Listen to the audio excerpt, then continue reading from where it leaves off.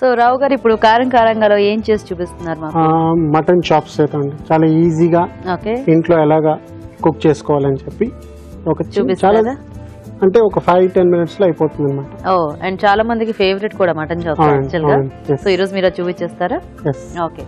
Okay మరి mutton chops కి కావాల్సిన పదార్థాలు ఏంటి ఇప్పుడు చూద్దాం. మటన్ చాప్స్ తయారు చేయడానికి కావాల్సిన పదార్థాలు: మటన్ చాప్స్ 1/2 కిలో, ఉప్పు తగినంత, కారం తగినంత, పెరుగు 1/2 కప్పు, అల్లం వెల్లుల్లి paste 1 teaspoon, garam masala 1 teaspoon, బొప్పాయి తురుము కొద్దిగా, నూనె 3 టేబుల్ స్పూన్లు. ఓకే మరి మటన్ చాప్స్ కి కావాల్సిన పదార్థాలన్నీ చూసారు కదా. సో రావు గారు స్టార్ట్ చేద్దామా? స్టార్ట్ చేద్దాం. ఇప్పుడు మనం మ్యారినేషన్ చూపిస్తాం. ఓకే, ఫస్ట్ కారం.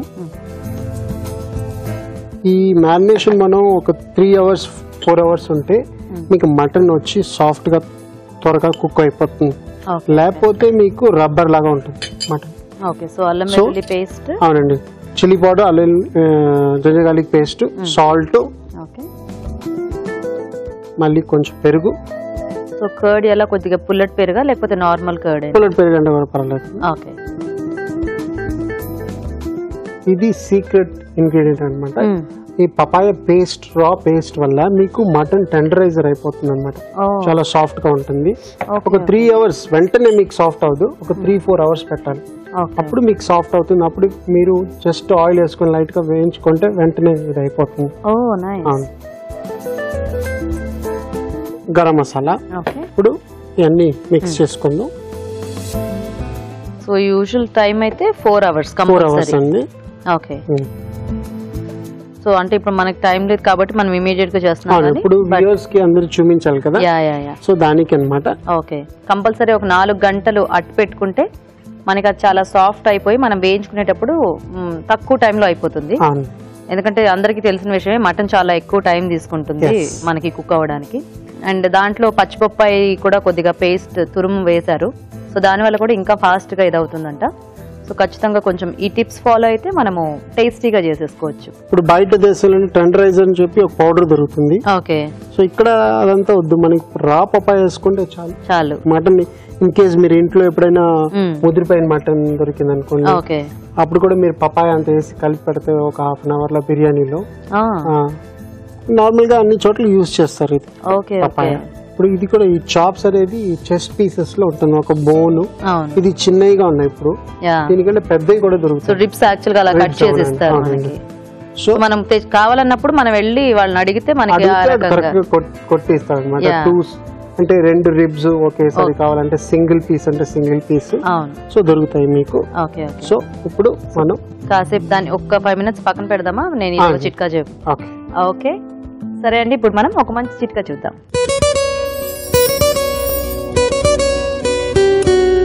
ఎప్పుడైనా పొరపాటున గాయమయ్యి రక్తం కారడం ఆగకుండా వస్తూనే ఉన్నట్లయితే కనుక పటిక నీళ్లలో కొద్దిగా కాటన్ ని ముంచి తీసి గాయమైన చోట రుద్దుతూ ఉండాలి. ఇలా చేయడం వల్ల రక్తం గడ్డ కడుతుంది. ఓకే, మరి చిట్కా చూసేస్తారు కదా. సో స్టార్ట్ చేద్దామా రావు గారు? కొంచెం హైలో వద్దు, మీడియం లో పెట్టుకుందాం. ఓకే,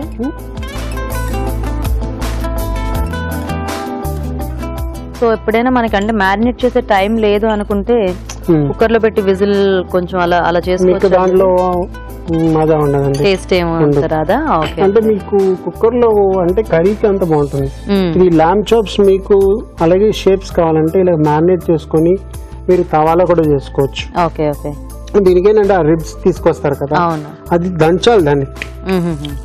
అక్కడే కొట్లోనే దంచి మీకు ఇస్తే ఫ్లాట్ గా మీకు బాగా ఉంటుంది. ఓకే ఓకే, సో అయితే ఇంకా దీనికి ఆల్టర్నేట్ ప్రాసెస్ కంటే ఇలా మనం మ్యారినేట్ చేసి చేస్తేనే యాక్చువల్ టేస్ట్ అన్నమాట. ఇప్పుడు ఇదే హోటల్ ఏంటి తందూరులో పెట్టిస్తారు. ఓకే ఓకే, మన ఇంట్లో తందూరులు అన్ని ఉండవు అని చెప్పి తవాలు వేసుకోవచ్చు మనం. ఓకే ఓకే, సో ఈ మధ్య యాక్చువల్ గా తందూరివి కూడా బయట దొరుకుతున్నాయి, చాలా మంది అలా ఉంటే డైరెక్ట్ దాని మీద పెట్టేసుకోవచ్చు. ఓ నైస్. అవెన్ లో గ్రిల్ చేసుకోవచ్చా రావు గారు? చేసుకోవచ్చు. Okay, so method of cooking మనం మార్చుకోవచ్చు మనకున్న అందుబాటులో ఉన్న వాటిని బట్టి. ఓకే, సో ఏమీ లేకపోతే ఇది ఇంకా ఫైనల్ ప్రాసెస్.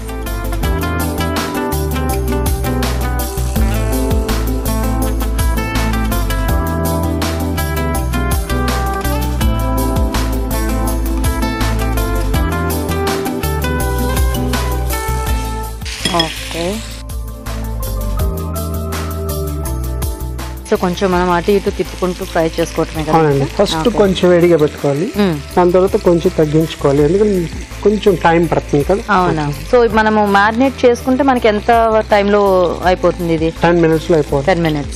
ఓకే, ఇది తిప్పుకోండి. ఓకే,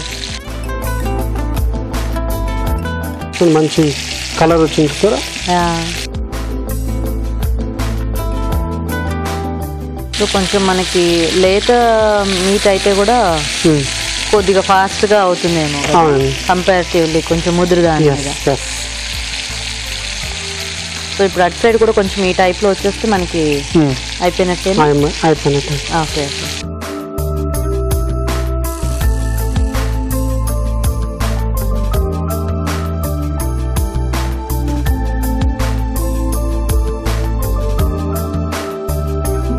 సో సరిపోతుందా రావు గారు ఇలా? అవునండి, ఆల్రెడీ సాఫ్ట్ అయిపోయింది చూడండి. యా యా యా, మీకు పోక్ మొత్తం. అవును, మెయిన్ మీకు పపాయ వస్తే టెండర్గా అయిపోతుంది. ఓకే ఓకే, దాని అనమాట. ఎంత ఈజీ చూడండి.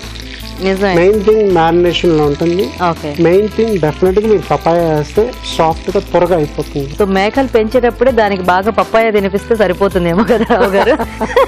మంచి జోక్ అండి ఇది. అదే, ఎందుకంటే రా పప్పాయ మనకు సడన్ గా దొరకదు కదా అప్పుడప్పుడు. సో ముందు నుంచి మేకలు పెంచేవాళ్ళు ఇది కొద్దిగా నోటీస్ చేసి పెట్టుకోండి. బట్ రా పప్పాయ ట్రిక్ ఏదో బాగుంది. మీకు రా పప్పాయ వేసిన వల్లే మీకు ఇంత సాఫ్ట్ గా అయింది, లేకపోతే ఇంత తొందరగా త్వరగా అవ్వదు మీకు.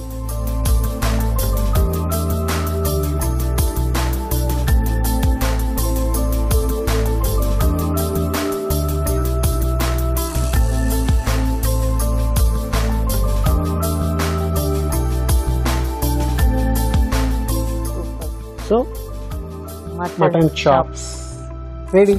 సో వేడివేడిగా మటన్ చాప్స్ రెడీ అండి. టేస్ట్ చూసే ముందు తయారీ విధానం ఇంకోసారి చూద్దాం. మటన్ చాప్స్ తయారు చేసే విధానం: ఒక బౌల్లో కారం, అల్లం వెల్లుల్లి పేస్ట్, ఉప్పు, పెరుగు, బొప్పాయి తురుము, గరం మసాలా, మటన్ చాప్స్ వేసి బాగా కలుపుకోవాలి. ఇది కాసేపు పక్కనుంచాలి. పాన్ లో నూనె వేసి మటన్ చాప్స్ ఉంచి నూనెతో 2 వైపులా కాల్చుకోవాలి. అంతే, మటన్ చాప్స్ రెడీ.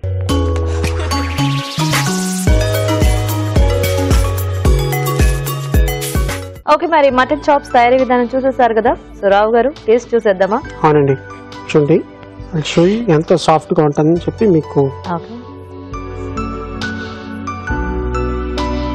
కత్తిలి ఇది స్పూన్ చూసుకోండి అప్పుడు ఎంత సాఫ్ట్ ఉంటే.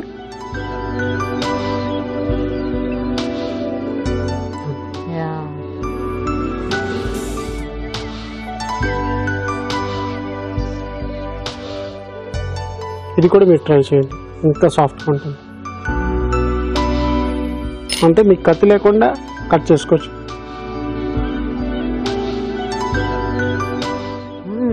సూపర్, చాలా సింపుల్. అండ్ మనము అంటే యూజువల్ గా ఫ్రై చేస్తున్నప్పుడు ఆ మ్యారినేషన్ చేసినప్పుడు ఆ పైన పౌడర్స్ ఏవైతే ఉంటాయో అవి సపరేట్ అయిపోతూ ఉంటాయి కదా, కానీ దీనికి అలా కాకుండా చక్కగా స్టిక్ అయిపోయి ఉంది. సో మనము ఇప్పటికిప్పుడు జస్ట్ చేసేసి వేసుకున్నా కూడా ఇంత సాఫ్ట్ అయిపోయిందంటే ఇంకా మనము కొంచెం ఎక్కువసేపు మ్యారినేట్ చేసి పెడితే ఇంకా బాగుంటుంది. చాలా బాగుంది రావు గారు. Thank you. సో చూసారు కదండి, చాలా సింపుల్ గా చేసుకోవచ్చు. సో కొన్ని టెక్నిక్స్ ఫాలో అయితే ఫాస్ట్ గా కూడా టేస్టీగా చేసేసుకోవచ్చు. మరి మీరు కూడా ట్రై చేయండి. ఎప్పుడైనా పొరపాటున గాయమయ్యి రక్తం కారడం ఆగకుండా వస్తూనే ఉన్నట్లయితే కనుక పటిక నీళ్లలో కొద్దిగా కాటన్ ని ముంచి తీసి గాయమైన చోట రుద్దుతూ ఉండాలి.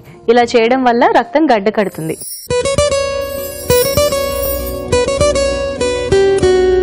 కాలీఫ్లవర్ ఆరోగ్యానికి చాలా మంచిది, అందుకే మనం తరచూ తినడానికి కూడా ప్రయత్నిస్తూ ఉంటాం. అయితే కాలీఫ్లవర్ కొనేటప్పుడు మాత్రం కొన్ని జాగ్రత్తలు తీసుకోవాలి.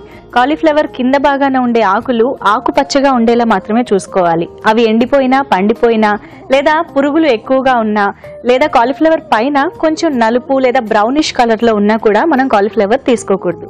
ఇలాంటి జాగ్రత్తలు తీసుకుని కాలీఫ్లవర్ ని వాడుకుంటే ఆరోగ్యానికి మంచిది.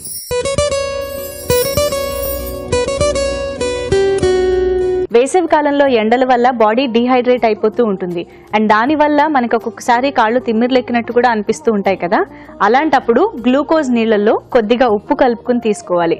ఇలా చేయడం వల్ల మంచి రిలీఫ్ ఉంటుంది.